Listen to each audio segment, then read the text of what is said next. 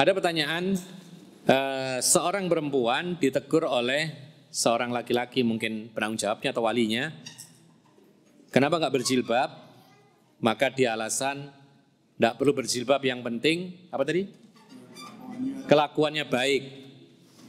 Yang penting hatinya baik. Ini ada lagi yang mengatakan, nggak penting jilbab di kepala, yang penting hatinya berjilbab.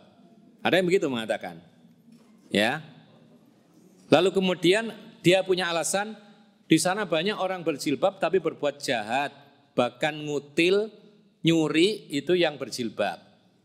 Nah, bagaimana kita meluruskan anggapan seperti ini? Kita katakan pertama, termasuk tanggung jawab kita sebagai laki-laki terhadap wanita-wanita yang kita nafkahi dan kita urusi adalah mendakwahi mereka, mengingatkan kepada kebaikan dan memperingatkan dari keburukan. Amar ma'ruf nahi mungkar. Ini satu. Dan karena dia adalah anggota keluarga kita atau orang dekat kita, maka kewajiban kita mengingatkan dia untuk berjilbab. Berjilbab itu perintah syar'i yang disepakati oleh para ulama kewajibannya. Tidak ada satupun ulama yang mengatakan jilbab itu sunnah. Tidak ada.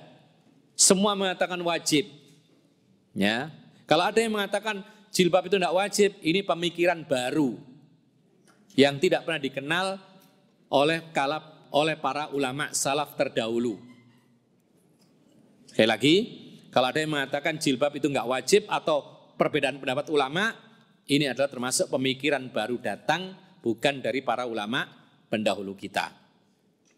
Kemudian kalau ada yang mengatakan yang penting orangnya baik meskipun tidak berjilbab, justru kalau wanita muslimah dia mengaku muslimah tidak mau berjilbab, itu tanda wanita yang enggak baik, gitu loh.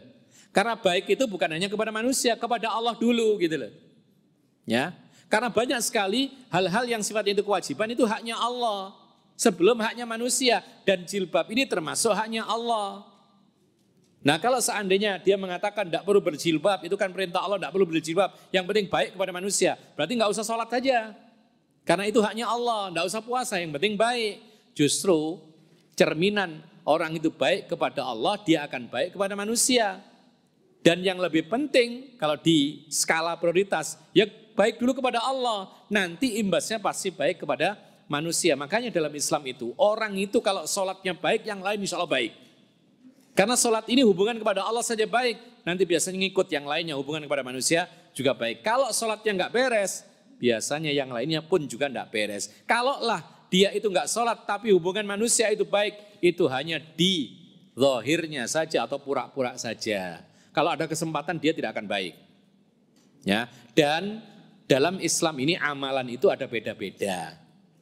Ada amalan itu amalan hati, niat baik, ridho dengan pemberian Allah, kemudian sabar, takwa, cinta kepada kebaikan. Ini amalan hati. Ya. Ada amalan lisan, zikir, baca Quran, doa, amalan lisan. Ada amalan anggota badan, apa itu? Puasa kita, berjilbab bagi wanita, sholat kita, kemudian sedekah itu amalan harta dan lain sebagainya. Jadi jangan dicampur-campur. Jilbab, amalan apa? Amalan anggota badan. Kalau ada orang mengatakan, tidak perlu berjilbab di kepala, yang penting hati ini dijilbabi. Gimana cara menjilbabi hati? Dibedah dulu, diambil, kemudian dijilbabi pakai kain gitu? Ya enggak juga. Ini mencampur adukkan antara amalan hati dengan amalan anggota badan. Yang dijilbabi itu adalah kepalanya wanita. Adapun hati, tadi amalan-amalan hati, niat, ridho, sabar dan lain sebagainya. Ini yang pertama. Dan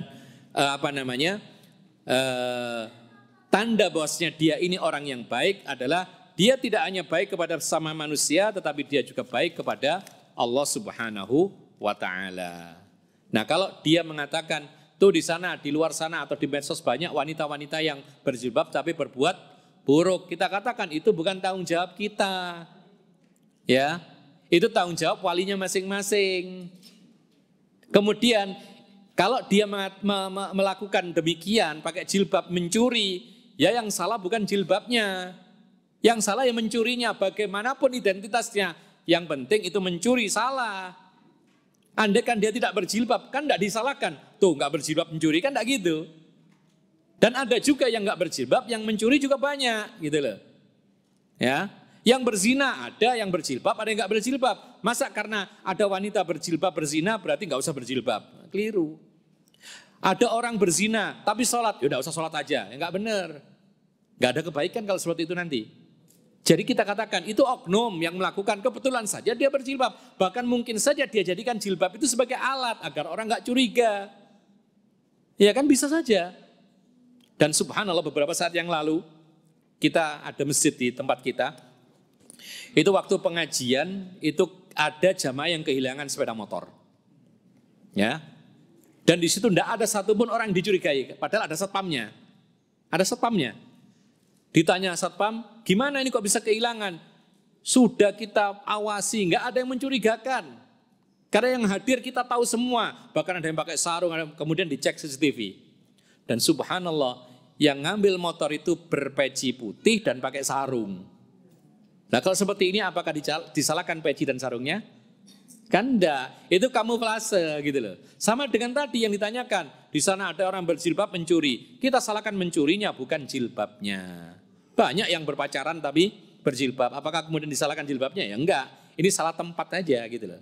Atau yang kedua kita katakan, orang yang berjilbab saja mencuri, apalagi yang enggak berjilbab, bisa merampok kan gitu. Jadi ini jawaban-jawaban yang sebenarnya tidak benar. Allahu a'lam.